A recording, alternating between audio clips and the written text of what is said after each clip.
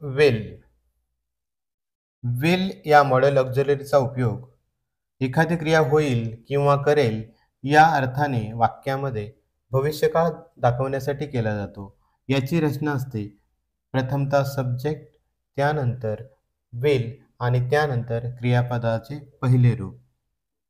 साध्या भविष्यकाळातील वाक्य तयार करण्यासाठी द्वितीय पुरुषी व तृतीय पुरुषी सर्वनामांसोबत म्हणजेच यू, ही, शी, इट, दे किंवा नामांसोबत विल हे सहाय्यकारी क्रियापद वापरतात. याची काही उदाहरणे पाहूया. They will come early. ते लवकर येतील. He will help you in your work.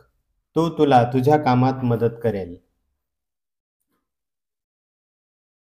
They will not play cricket today. ते आज क्रिकेट खेळणार नाहीत. ही साध्या भविष्यकाळातील वाक्य विलच्या मदतीने सांगितली जातात. प्रथम पुरुषी सर्वनाम आय, वी यांच्यासोबत विल वापरल्यास त्याचा उपयोग इच्छा, निश्चय, संकल्प, धमकी, बंधन इत्यादी अर्थाने केला जातो.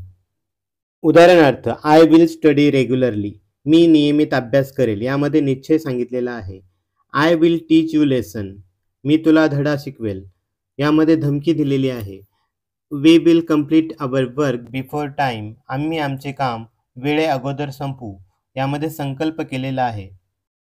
तसेच I will try to improve my self.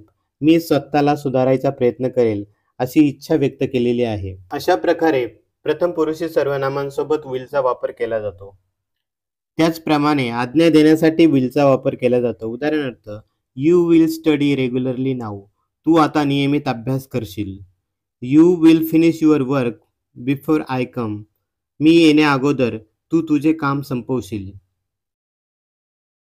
He will not come here again without my permission. माझ्या परवानगीशिवाय तो परत येथे येणार नाही. प्रश्नार्थक वाक्यामध्ये विनंती करण्यासाठी विलचा वापर केला जातो. उदाहरणार्थ, will you close the door please. कृपया तू दरवाजा बंद करशील का. Will you help me.